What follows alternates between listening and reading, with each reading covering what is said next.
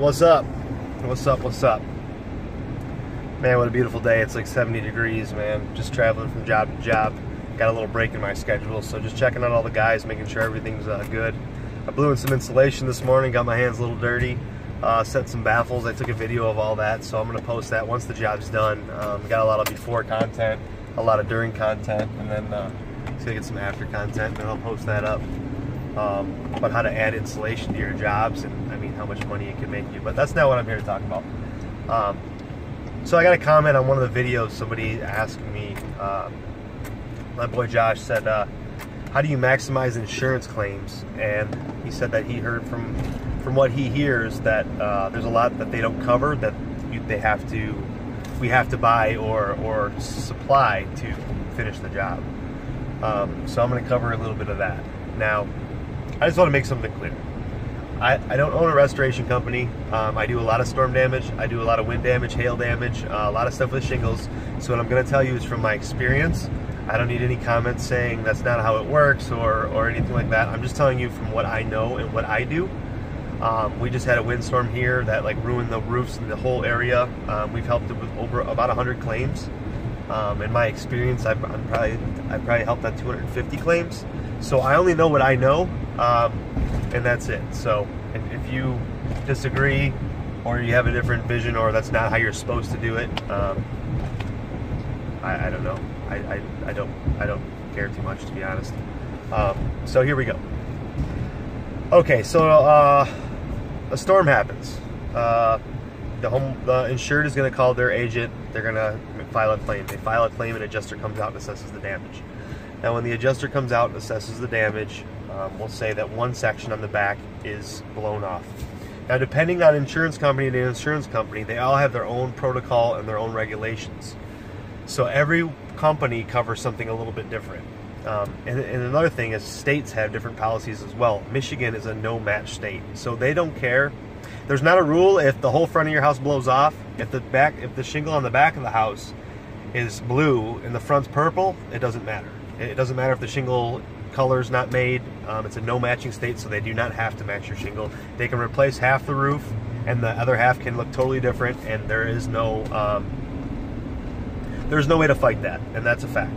That's something we deal with all the time. So there's companies like Allstate, AAA are the toughest companies, you know, the insurance companies to deal with in my experience and around here. Now, Allstate has protocols like they don't replace drip edge. They just say, we do not replace drip edge. So ways to get around that is you have to take pictures and document everything you do. When you ask for an estimate from an insurance adjuster, you should always check that and compare it to other estimates that you've been provided, and make sure. Sometimes they won't include a dumpster. Sometimes they don't include starter. So let's just get back to the drip edge topic, and then I'm going to talk about starter and stuff like that. So when you're tearing off a roof, if the roof is damaged, or if the drip edge is damaged while you're removing it, then it has to be supplemented and paid for. So you take pictures, a couple pictures of the tear off bar bending the drip edge, or check this out too, if the ice and water is over the drip edge and stuck to it, then the ice and water has to go under the drip edge, so that has to be replaced. So there's areas like guidelines that you have to, I'll send them PDFs from Certainty for how to install winter guard, or how to install drip edge properly, or how to install shingles, and it says that the ice and water goes first, drip edge goes on top. If I have to take the drip edge off to install it properly, they have to supplement, they have to pay for that. So that's a way to maximize what they're paying you. Whatever they say they're going to pay you is not all the money you can get, and don't let them fool you. Let's talk about, they don't cover starter, and they don't cover cap, and some of them don't cover a dumpster. They roll it all into the waste factor. Now, most insurance companies will give you a 10% waste factor with your roof. So if your roof is 30 square, they're going to give you 33, 10%. Okay, I just dealt with a situation like this. So I asked the adjuster, I said, so honestly, we're including cap and starter, which starter we have to put on the eaves and up the rake edges. So it was 400 feet of starter, 200 feet of ridge cap, and they were only giving me 3 extra square. I said, that's impossible to do that. If you're going to do it that way, then I'm requesting 18% waste factor so that I can accumulate all of the square footage needed to do this job. I sent him the Eagle View or the roof order that I use, the schematics, and I said, this is how many feet I need, this is what it breaks down to, this is what I need, and they'll say okay. Usually they're, as long as you're honest and you're not trying to get a lot out of them, or I can't say a lot, or something you're not deserving of, they're usually good to supplement you. You just want to make sure you want to supplement and cover all this before work begins. Once work begins and you don't have pictures, you're SOL. I negotiate with the adjusters before I even start work. They write me a sloppy bullshit estimate, then I'm going to take it apart.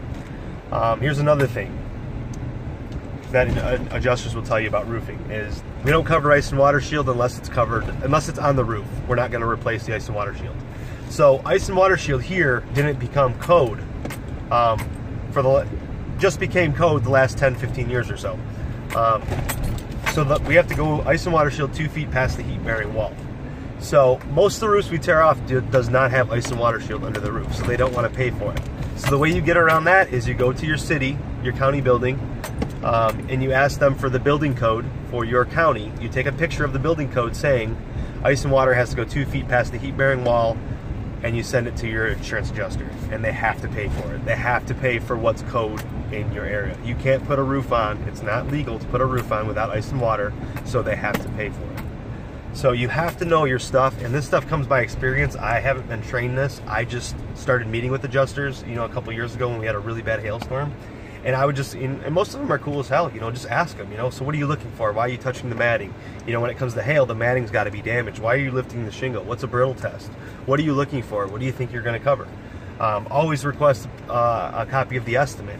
Compare their estimate to, you get one from MEMIC, you get one from Safeco, you get one from AAA. Compare them. And you'll know that, different companies are looking for different things and different, there's a company called MEMIC. MEMIC's for teachers and, people that have to do with, only teachers and stuff get it, they have to do with government facilities.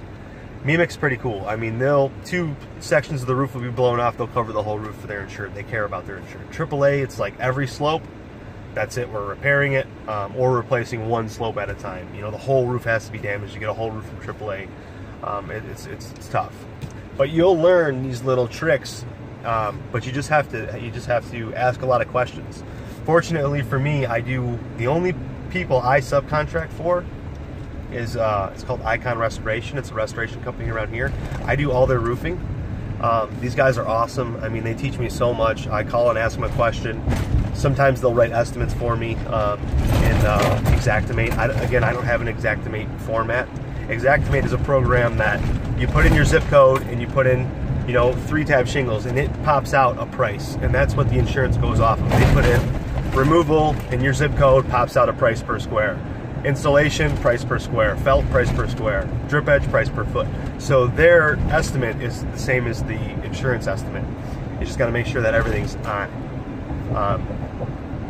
So I'm fortunate to have them to always talk to about any questions I have, or hey man, this is bullshit, this company's doing this. I had a situation with Hanover not too long ago. It was a long fight. It was a 4-week fight, but eventually they came to my price because I took pictures and documentation and videos, and these guys showed me what to do. And I mean, you really got to get a mentor or somebody, or just like I did at the beginning, you just got to ask a lot of questions and meet the adjusters, walk on the roof beside them, ask them what they're doing. Everybody starts somewhere, you know what I'm saying? So it's never, asking for help or asking to help understand the process. I mean, everybody's got to learn. Everybody had their first day. So I always ask, I still ask questions, and then, like I said, different companies look for different things. They include different things. You always compare your estimates. But that's really how you maximize. Make sure that everything is included into that bid, line item for line item. And if you look at it, if you did a job 20 miles from you and it was $480 a square, from your insurance company, and then you do one a couple miles away for a different insurance company and it's $350 a square, there's a difference. There's something wrong because they're all using Xactimate. It's the exact same program. They're all using it different. Something's wrong. So something's missing. So you have to supplement it. You have to figure it out, compare the estimates line item for line item, call the adjuster and ask him. They don't want to pay, just like anybody else. They don't want to pay, they don't want to pay for anything they don't have to. So sometimes you gotta sucker it out of them. When we had this windstorm too, all the adjusters I met were from Texas, Carolina, Florida. They don't have the same winters as we do. They don't have water and ice shield. They don't have to put it in the valleys. They don't have to put it on the penetrations. They don't have a lot of stuff, so they don't even know what our codes are or are familiar with how we have to do things or the products we have to use or the cost it costs us to use what we have to use. So there's a lot of things to take into account on that, but it's a short video of how that all works. But it comes by experience, man. And if there's any like exact questions that I can answer, you know, shoot them to me. But yeah, thanks Josh for the content or the idea. You know, if there's anything I can cover, I mean, I'm down to cover and share whatever I know and whatever I can do to help you guys too, you know. So just shoot it to me if it's something I know and I'm confident in talking about it. I'll put it out there, you know, anything I could do. So trying to think, man, that's all I can really think of off the top of my head for that. It's a tough game. They like to play a game. Homeowners, you know, get emotional. You're going to the house a lot. Oh, another trick. Check this out. Especially for roofing. If the wind blows off shingles, you can always tarp the shingles and then invoice the insurance company.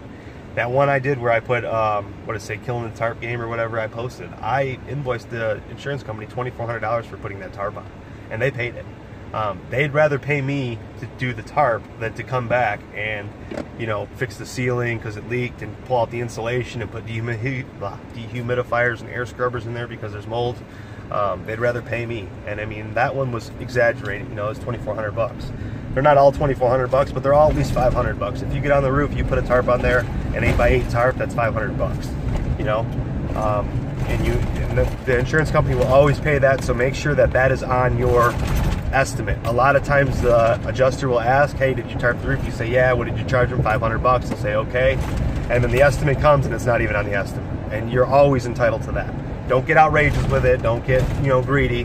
That house we tarped $2,400. I mean, that was a high, scary shit. We did it, you know, in a windstorm. It was freezing cold. I think we put on a total of 6 tarps and 12. So I wasn't taking anything less because of the, you know, the wind and the danger factor and all that, the emergency factor. But most of them are between $500 and $900 for your tarp. I wouldn't go less than $5. So you always get that too. So make sure you get paid for that. But yeah, experience, honesty will go a long way. You'll meet insurance adjusters that will start referring you. I have a few insurance agents and adjusters that refer me to work or point me out to work or send me, send me leads. Insurance work pays a shitload of money.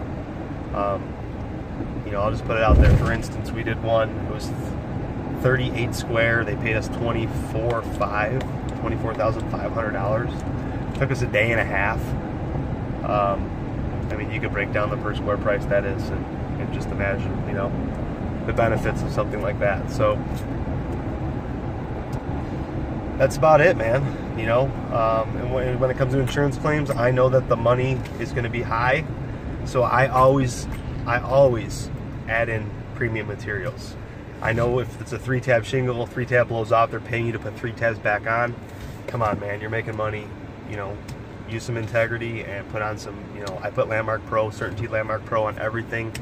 If it's a colossal amount of money, I'll use the 5-star warranty. I'll give them the 5-star warranty. So, or even offer it to them. If you want to absorb deductibles, a lot of people will do that. It's up to you and how much money's on the table and the product you're getting. But, if they're paying you $400, $450, $500 a square, you can at least put a Pro shingle on, not a 3-tab.